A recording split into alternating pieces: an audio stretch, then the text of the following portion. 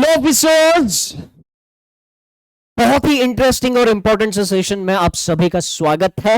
अभी क्या हो रहा था ना, कुछ दिनों से एक मैसेज बार बार आ रहा था। सर, जब हमने महापैक लिया था तब उसमें एक ही कोर्स चलता था, एम बैच, पर आज की तारीख में तब से लेकर अभी तक उस एक महापैक, उस एक सब्सक्रिप्शन में 16 कोर्सेज ऐड हो चुके हैं। उन 16 में से कौन सा कोर्स फॉलो करे ये समझ में नहीं आ रहा है। तो मतलब हर जगह ये मैसेज आ रहा है कि कौन सा एग्जैक्ट कोर्स फॉलो करे, इसमें से आधा, उसमें से आधा, सब आधा आधा हो रहा है। कोई अच्छा सा मतलब कॉन्क्रीट हम रिजल्ट नहीं निकाल पाए।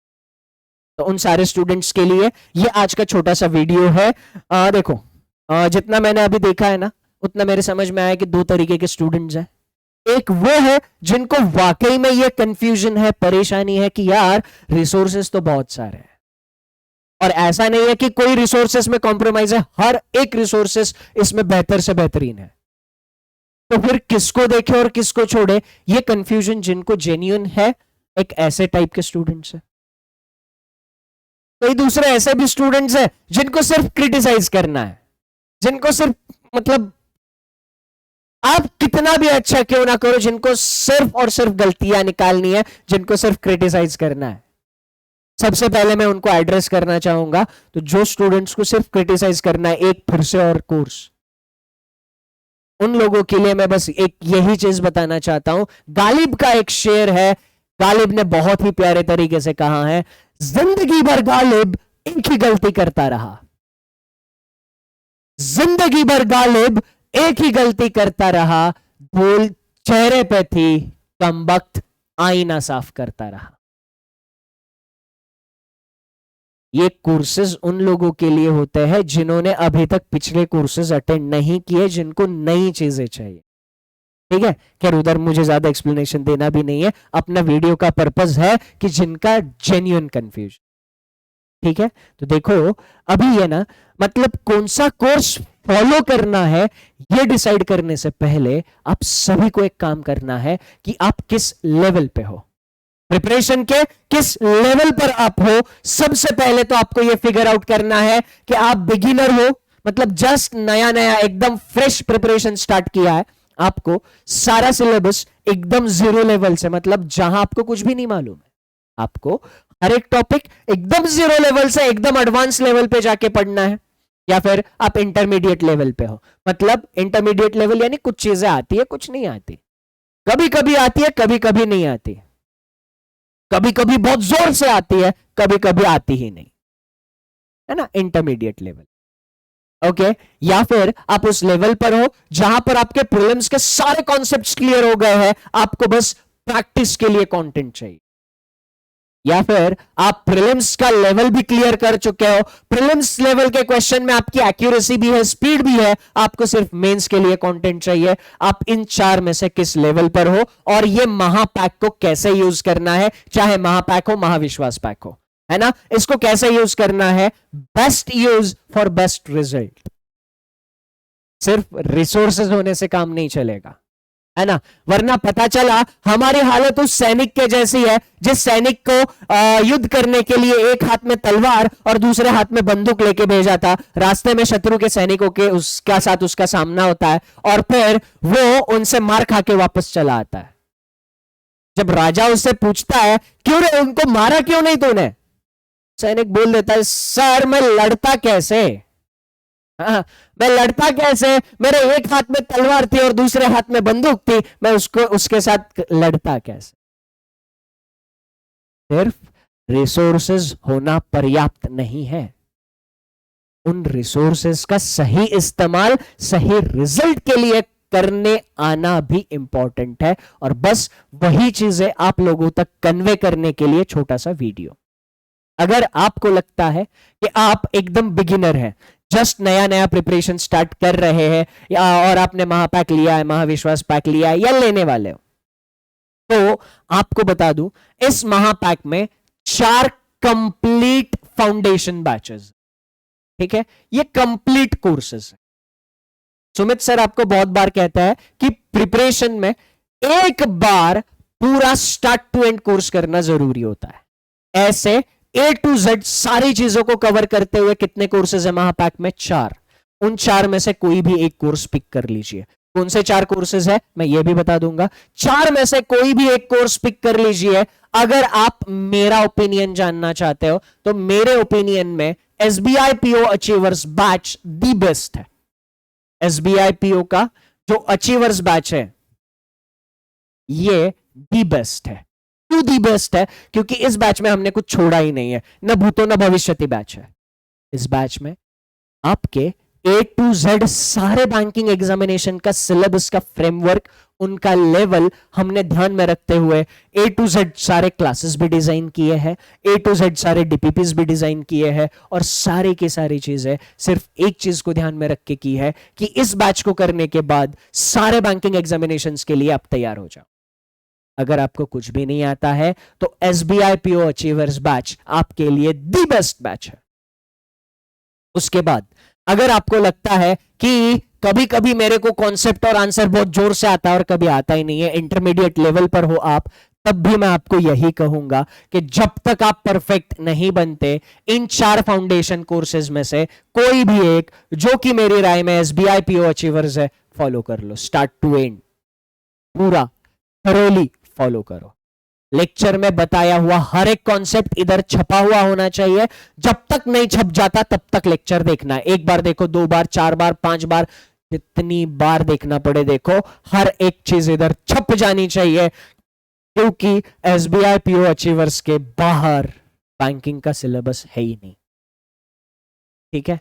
उसके बाद अगर आपको लगता है कि आपने प्रीलिम्स लेवल सारा क्लियर कर लिया, सारे कॉन्सेप्ट क्लियर है, आपने कहीं से भी पढ़ा हो, किसी भी बैच से पढ़ा हो, आपको लगता है कि आपने सारे के सारे कॉन्सेप्ट क्लियर कर लिए हैं, मैं कोर्सेस का क्या ही करूं, मेरे को तो सिर्फ क्वेश्चन चाहिए, है ना, तो उनके लिए भी महापैक में बहुत प्यारा सॉल्यूशन है। क्या करना है देखो, अभी थोड़ी देर पहले मैंने आपको कहा कि इस महापैक में अभी तक कितने कोर्सेज ऐड हुए हैं? टोटल 16 कोर्सेज ऐड हुए हैं।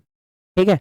आपको करना क्या है, देखो ये महापैक है हमारे सामने, इसके अंदर अगर हम जाते हैं तो यहां पर कोई भी कोर्स उठा लो, जैसे मैं अभी SBI PO अचीवर्स, अच्छा 4 फाउंडेशन कोर्स कौन कौन से है? सबसे पहला एम बैच, जहां से हमारी सारी जर्नी की शुरुआत हुई थी। ठीक है, तो एम बैच पहली बैच इस प्लेटफॉर्म की, जो हम सबके दिल के बहुत ज्यादा करीब है। पहला कंप्लीट फाउंडेशन कोर्स, दूसरा achievers SBI PO foundation course भी है ना। तो ये इनमें से कोई भी एक कोर्स, इसको थरोली कंप्लीटली फॉलो करो। ठीक है। अब जिन्होंने प्रीलिम सारा क्लियर कर रखा है उनके लिए ये कोर्स कैसे काम में आएगा, उनको क्या करना है देखो, जिन लोगों ने चीजें पढ़ रखी है उनको एक चीज बहुत अच्छे से पता है कि मार्केट में क्वालिटी कंटेंट प्रैक्टिस के लिए अवेलेबल नहीं है।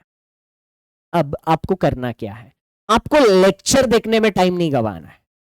अगर आपको सारे कॉन्सेप्ट्स आते हैं, आपको हर बार सारे क्वेश्चन के आंसर सही मिलते हैं, लेक्चर देखने में टाइम मत गवाओ, आप सीधा कहां पर आओ, कोर्स में आओ। कोर्स में हर एक लेक्चर के नोट्स सबसे पहले रेफर करो।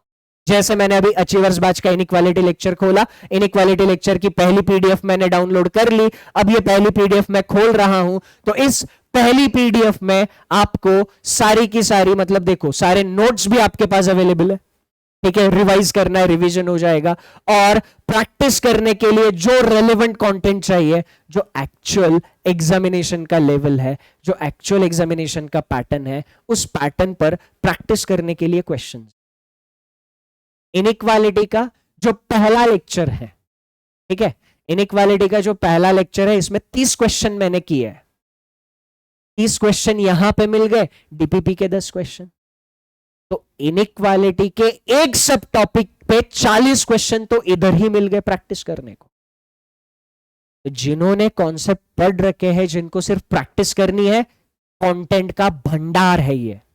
सेकंड DPP में भी वैसा ही सीन है। सेकंड लेक्चर का PDF पहले तो देखो, फिर उसका DPP देखो, फिर थर्ड लेक्चर का आप नोट्स देखो पहले, फिर उसका DPP देखो। ऐसे केवल इनइक्वालिटी के आपको 125 से 150 क्वेश्चन सिर्फ इस एक बैच में मिले। ऐसे अब सारे बैचेस का कंटेंट कंज्यूम करो। कितने कोर्सेज है? 16 कोर्सेज है। ठीक है, तो फिर इतने सारे कोर्सेज का कंटेंट जिनके कॉन्सेप्ट्स क्लियर है उनको क्या करना है, इन 16 कोर्सेस का सारा कंटेंट कंज्यूम करना है, प्रैक्टिस करनी है, डीपीपी सॉल्व करना है, टाइमर के साथ हो सके तो प्रैक्टिस करनी है, ठीक है। अब जिनको मेंस का कंटेंट चाहिए उनको अभी के लिए थोड़ा सा सेल्फ प्रैक्टिस करना होगा, है ना, और थोड़ा सा इंतजार करना पड़ेगा जब तक हम एसबीआई पीओ अचीवर्स बैच में प्रीलिम्स खत्म कर देते हैं। जब इस बैच में, जब अचीवर्स बैच में प्रीलिम्स खत्म हो जाएगा, मेंस के सेशन चालू होंगे। इस बैच में केवल और केवल मेंस के मैंने सिर्फ 45, रीजनिंग की मैं बात कर रहा हूं, बाकी सब्जेक्ट्स नहीं, रीजनिंग में 45 सेशन केवल और केवल मेंस के ही रखे हैं। तो आप किसी भी लेवल पर हो, है ना, आप चाहे बिगिनर हो, इंटरमीडिएट हो, प्रीलिम्स लेवल में मास्टर हो, या मेंस लेवल में मास्टरी हासिल करना चाहते हैं, है ना, या फिर आपको सिर्फ मॉक भी देने हैं, तो आपके लिए ये एकदम सही जगह है ना। तो जिनके पास महापैक है उनके लिए मैंने बता दिया है, जिनके पास महापैक नहीं है वो पीडब्ल्यू के ऐप या वेबसाइट पे आके महापैक में एनरोल कर सकते हैं। ओके, अब जिनके पास, एक अच्छी चीज है, अच्छा चलो एक अच्छी चीज मैं इसमें बता देता हूं। अगर आप में से किसी ने बहुत अर्ली स्टेज पे प्रिपरेशन स्टार्ट किया, मान लो आप में से कोई फर्स्ट ईयर में है, सेकेंड ईयर में है, थर्ड ईयर में है, या फिर जिनका ग्रेजुएशन 4 साल का होता है वो फाइनल ईयर में, ठीक है, आपने प्रिपरेशन यहां स्टार्ट करी हो, यहां स्टार्ट करी हो, या यहां स्टार्ट करी हो, ठीक है, तो आपको बैंक महापैक के जगह बैंक महाविश्वास पैक के साथ जाना चाहिए, ठीक है, क्योंकि बैंक महाविश्वास पैक जो है उसमें यही सारी चीजें हैं।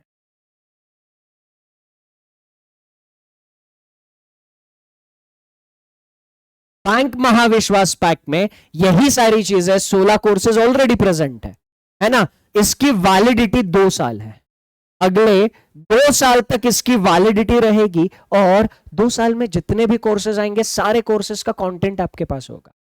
ये कंप्लेंट कभी नहीं आएगी कि इच्छा है पर रिसोर्स नहीं है, कभी नहीं होगा, है ना। और अभी सबसे बेहतरीन बात यह है कि अभी ऑफर चल रही है, उस ऑफर का आज आखिरी दिन है, उस ऑफर के तहत बैंक महाविश्वास पैक आपको 3499 में मिल रहा है, ठीक है।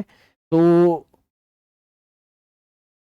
आप किस लेवल पर हो उसके हिसाब से आपको कौन सी चीज सुटेबल है वो चीज फॉलो करो, है ना। और मैं सभी को एक आखिरी में यही चीज कहना चाहूंगा कि लाइफ की सबसे बड़ी कीमती चीज होती है टाइम, क्योंकि एक बार टाइम निकल गया दोबारा वो नहीं मिली, है ना। तो बस अपने अपने लेवल के हिसाब से जो रिसोर्सेज आपके पास अवेलेबल है उन रिसोर्सेज को अच्छे से फॉलो करो।